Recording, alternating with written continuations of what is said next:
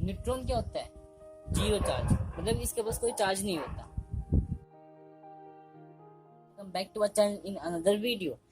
तो जिस तरह मैं आपको अभी क्लिप दिखाई, इसी अमेजिंग तरीके से आज हम एटम का स्ट्रक्चर, मैटर क्या होते हैं, केमिकल फॉर्मूला क्या होते हैं, वो सारी चीजें हम आज जानेंगे इस वीडियो के माध्यम से। तो अपना जल्दी से स्टार्ट करते हैं। तो मैं हूँ स्टूडेंट एल्बर्ट, आपके साथ साइंस का टॉपिक लेके आया हूँ, मैटर और केमिकल फॉर्मूला। तो लेट्स स्टार्ट द वीडियो। तो दोस्तों, जल्दी से हम अपना चैप्टर स्टार्ट करते हैं। अब हमारे चैप्टर का टॉपिक है पहला मैटर। मैटर से हम स्टार्ट करते हैं। पहले हमें उस चीज का पता होना चाहिए जो हमारे चैप्टर का नाम है। तो मैटर, जब मैं आपसे मैटर 7th से पूछता हूँ तो आप उससे क्या समझते हो?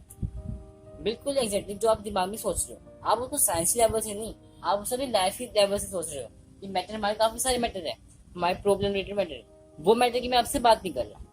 तो मैटर आपके काफी नई टर्म्स ही है, तो उसको हम जल्दी से डिस्कस करते हैं। वो आपकी लाइफ रिलेटेड प्रॉब्लम है, लेकिन जो साइंस में मैटर है वो कुछ अलग ही है। अब मैटर का जो पहला वर्ड है एम, उसी से इसका मीनिंग छुपा है, मतलब कि मास। मास मतलब ये ऐसी चीज जो अपने अंदर कुछ मास एग्जिस्ट करती हो।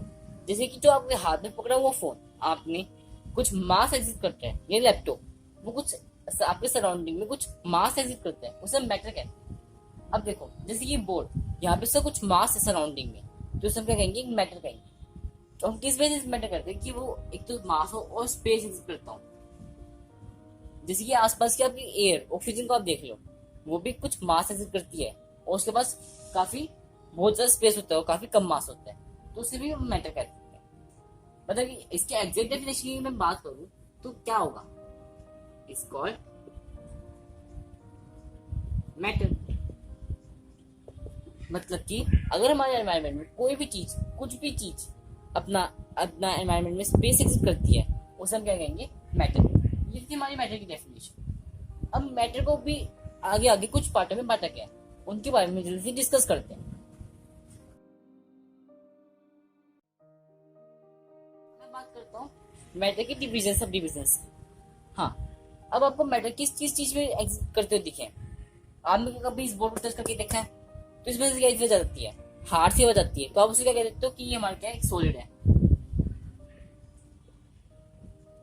दूसरी तरफ, अगर कोई आपके पास पानी का गिलास पड़ा हो, तो उसमें आप पानी देख सकते हो और उसको आप छू भी सकते हो, लेकिन सॉलिड को आप अंदर नहीं जा सकते, लेकिन आप पानी के अंदर जा सकते हो। तो एक होते हैं लिक्विड में, और वो भी कुछ स्पेस एग्जिट करती है अपने में, और एक आसपास की आपकी सराउंडिंग में जो गैस आपके प्रेजेंट होती है, उसको हम बोलते हैं गैस। मतलब कि जो ऑक्सीजन आपके आसपास में, CO2, कार्बन, नाइट्रोजन, ये भी एनवायरनमेंट में है और स्पेस एग्जिट करती है। तो इनका एक एक करके हम फंक्शन जानते हैं। अब मैं आपसे पूछूं कि अब सॉलिड में ऐसी क्या चीज है जिसको सॉलिड बनाती है, और यह पूछूं लिक्विड में ऐसी क्या चीज है जो उसे लिक्विड बनाती है, या फिर मैं ये पूछूं कि गैस में ऐसी क्या चीज है जो उसे गैस बनाती है, तो आप उनकी प्रॉपर्टीज देखते हो। जैसे कि वो सॉलिड, सॉलिड मतलब कि हार्ड होते हैं, हार्ड होते हैं, उससे एक फिक्स वॉल्यूम होता है, फिक्स वॉल्यूम,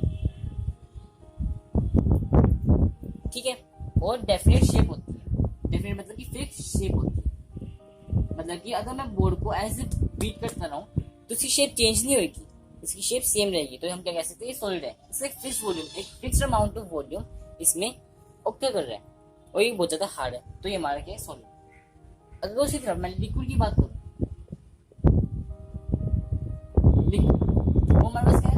थोड़ा बहुत सॉफ्ट होता है। सॉफ्ट मतलब कि हम उसे छू सकते हैं और उसको आगे पीछे कोई सी भी डेफिनेट अलग अलग शेप में बांट सकते हैं, उसका फिक्स वॉल्यूम होता है,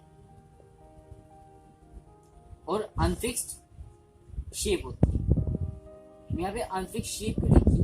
अगर मैं किसी पानी को एक किसी गमले में डाल दूं तो उसकी शेप कैसे हो जाएगी? सिलेंड्रिकल। अगर मैं ऐसे सिलेंड्रिकल पोर्ट में डाल दूं तो उसकी शेप हो जाएगी सिलेंड्रिकल।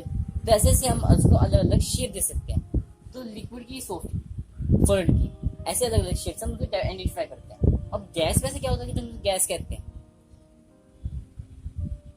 गैस, गैस तो बहुत ही सॉफ्ट है, उसको हम ऐसे ऐसे छू सकते हैं। लेकिन अगर मैं वॉल्यूम की बात करूं तो उसकी फिक्स वॉल्यूम नहीं होती, वो कहीं तक भी है। अगर आप किसी गैस को एक सिलेंड्रिकल मैं भी आपके जो सिलेंडर आता है उसमें भर दो तो बहुत ज्यादा स्पेस ऑक्यूपाई कर लेती है, तो उसकी ज्यादा फिक्स वॉल्यूम नहीं होती, अनफिक्स्ड वॉल्यूम। और आखिरी चीज, उसकी शेप भी अनफिक्स होती है, सेम चीज अनफिक्स होती है। तो हमने गैस की प्रॉपर्टी पढ़ी, वो हार्ड, सॉलिड की प्रॉपर्टी पढ़ी, वो हार्ड होते हैं, लिक्विड की सॉफ्ट, गैस की सॉफ्ट, fix volume unfixed, fix shape unfix shape. तो ऐसे आप प्रॉपर्टी याद कर सकते हो। ये तो थी प्रॉपर्टी। अब मैंने आपसे क्वेश्चन पूछा था कि सॉलिड को ऐसे क्या होता है जो उसे सॉलिड बनाता है, उसके अंदर से क्या चीज होती है। तो चलते सॉलिड के अंदर। अब सॉलिड के अंदर हम कैसे पहुंचेंगे, हमको चाहिए माइक्रोस्कोप। तो यहाँ पे हम आपको माइक्रोस्कोप से दिखा नहीं सकते, लेकिन मुझे उसका एग्जैक्ट आपको अंदर का स्ट्रक्चर पता है, तो उसको मैं अभी आपके सामने एक्सप्लेन करता हूँ। मान लो कि मेरे पास एक ब्रिक है, मेरे पास, ठीक है। अगर मैं इसको माइक्रोस्कोप से देखूं, माइक्रोस्कोप क्या होता है, माइक्रोस्कोप जिससे हम अंदर की चीजें देख सकते हैं, जैसे कि आप प्याज के अंदर बहुत कुछ देख सकते हो, उसकी यूनिफाइड स्ट्रक्चर्स देख सकते हो। तो वैसे माइक्रोस्कोप से अगर ब्रिक देखी तो उसके अंदर कुछ ऐसे दिखता नहीं,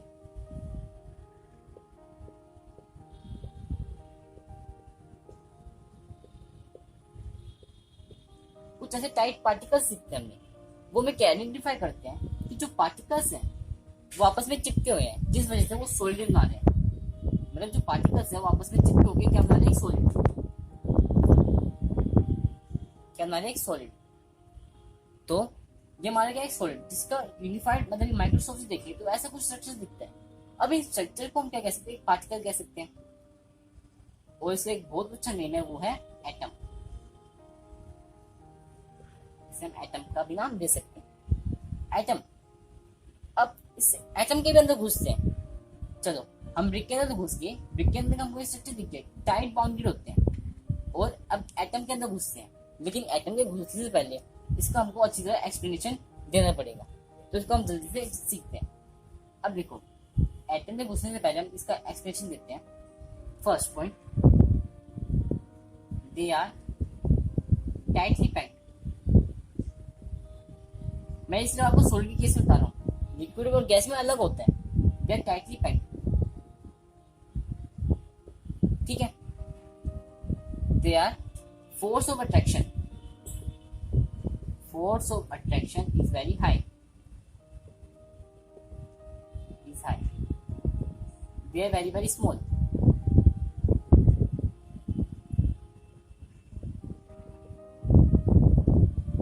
हाँ, ये 3 पॉइंट। अब आपने सोचा होगा, हाँ मैं देख सकता हूँ कि टाइटली पैक्ड है, ये वेरी छोटे थे क्योंकि हमको माइक्रोस्कोप से देख पा रहे हैं। और फोर्स ऑफ अट्रैक्शन तो आपने पता है, तो फोर्स ऑफ अट्रैक्शन का मतलब ये है, ये टाइटली पैक्ड क्यों है, टाइटली पैक्ड क्यों है, इनके जो बीच का फोर्स ऑफ अट्रैक्शन है, जो ये फोर्स लगा रहे हैं दूसरे के पास, वो ज्यादा हाई होता है। जैसे कि आप मैग्नेट में देख सकते हो कि नॉर्थ साउथ आपस में चिपक जाते हैं, वैसे इनके फोर्स ऑफ अट्रैक्शन ऐसा है कुछ है कि ये चिपके रहते हैं एक दूसरे के साथ, तो इनका फोर्स ऑफ अट्रैक्शन भी कुछ ज्यादा हाई होता है। इसलिए इनकी 3 चीजें आप अच्छी तरह याद करें, tightly packed, force of attraction is high, और वेरी स्मॉल। अब हम एटम में घुसने से पहले हम लिक्विड का भी देख लेते हैं और गैसेस का भी देख लेते हैं, तो जल्दी से स्टार्ट करते हैं। अब देखो लिक्विड,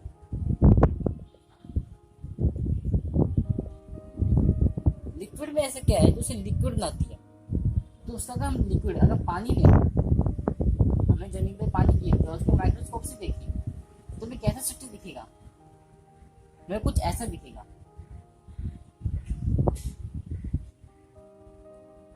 आप इस कैरेक्टरिस्टिक का भी अपना निकाल सकते हो कि हमें कुछ ऐसे पार्टिकल्स दिखेंगे जो आपस में ऐसे पैक नहीं होते, उसे हम कहते हैं लूजली पैक्ड, लूजली पैक्ड। दूसरा पॉइंट, अब देखो उसमें क्या था, force of attraction is high, इसमें क्या होगा, force of attraction is medium, medium मतलब कि ज्यादा हाई नहीं होता इनके बीच में, ये काफी पास दूर तो है, लेकिन कुछ ज्यादा भी दूर नहीं है, मतलब मीडियम साइज पे आपस में दूर है।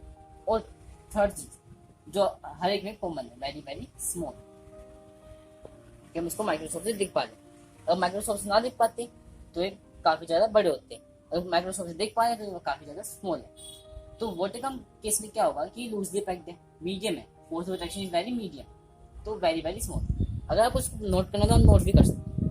अब बटन गैसेस की स्टेट पे, अब गैस में से क्या होता है, जैसे गैसेस में अगर गैस को एयर को माइक्रोस्कोप के नीचे जाके देखिए तुम्हें कुछ ऐसा पार्टिकल दिखेगा, ये गैस है हमारी, है ना, काफी अच्छी।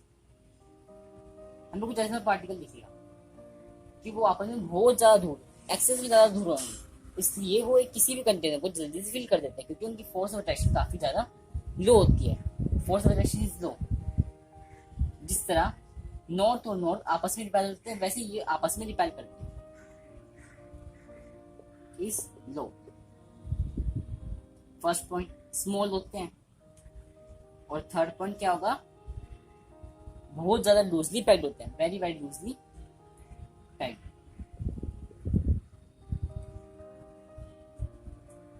ठीक है, ये था हमारा गैसेस का स्ट्रक्चर। अब मैंने आपको जो बताया था कि ये होते क्या है, आप इन्हें पार्टिकल्स कहे हो, ये एटम्स को, एक ही बात पड़ी, तो हम इसको एटम के नाम से कहते हैं। तो सॉलिड के केस में, सॉलिड में हर के केस में सेम ही रहेगा, एटम के पार्टिकल्स, एटम्स।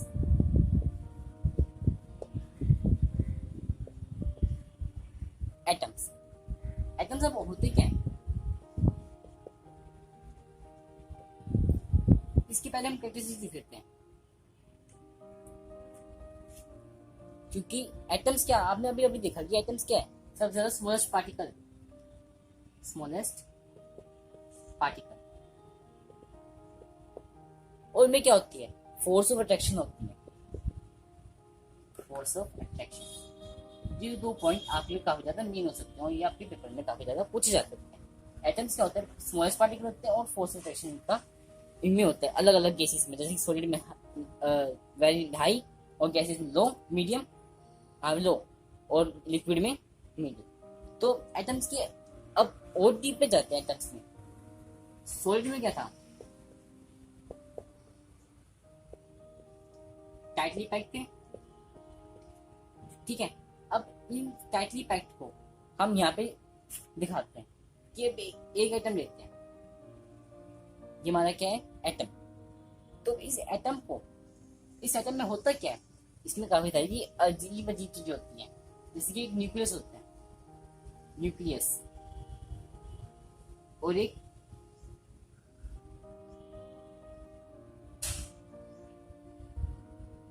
जैसे कि हमारे अंतरिक्ष में एक सन होता है जिसके चारों तरफ जुपिटर, अर्थ, अलग अलग यूनिवर्स, ऐसे प्लैनेट घूमते रहते हैं, वैसे ही इस न्यूक्लियस के आगे हर जगह क्या घूमते हैं, इलेक्ट्रॉन्स। मैं आपको अभी बताऊंगा क्या होते हैं इलेक्ट्रॉन्स। ये क्या था हमारा न्यूक्लियस, न्यूक्लियस, न्यूक्लियस क्या होता है, nucleus is the central part of an atom, nucleus is the central part of A atom, मतलब कि जो न्यूक्लियस होता है वो क्या होता है, central part of A atom. तो अब इस हमने न्यूक्लियस को डिफाइन कर दिया। अभी इलेक्ट्रॉन क्या है, इलेक्ट्रॉन एक नेगेटिव चार्ज पार्टिकल है जो न्यूक्लियस के चारों तरफ घूमता रहता है।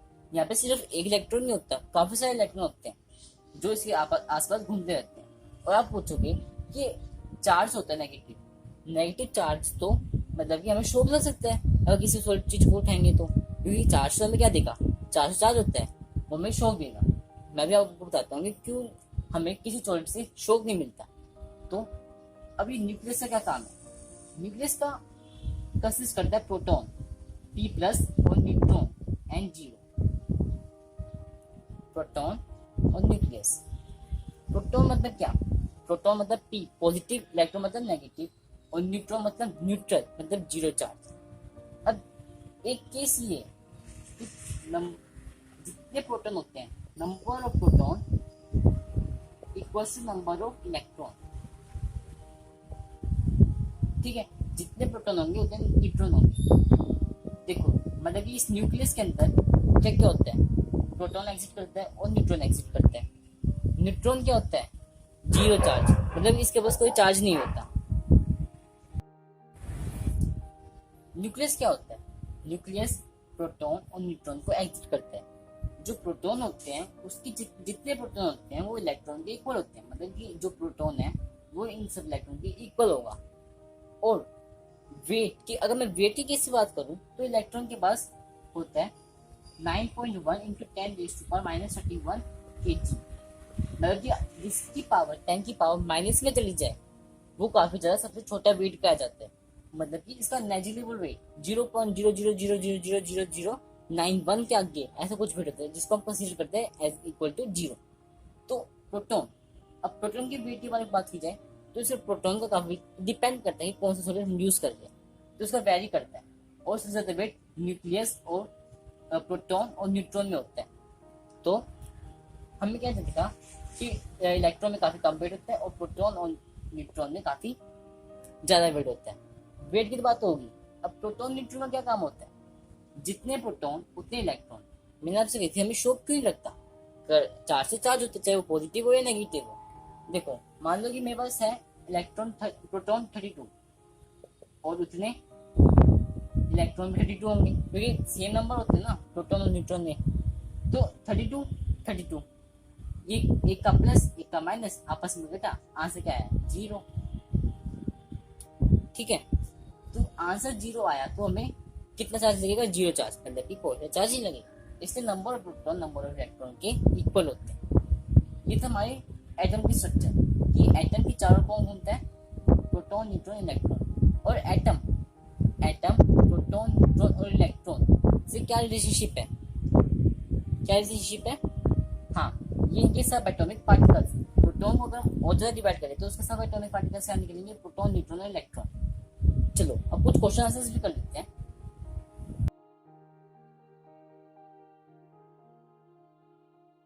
भी स्क्रीन पे लिखा है कि एक प्रोटॉन 75 है और इलेक्ट्रॉन हमें ढूंढने।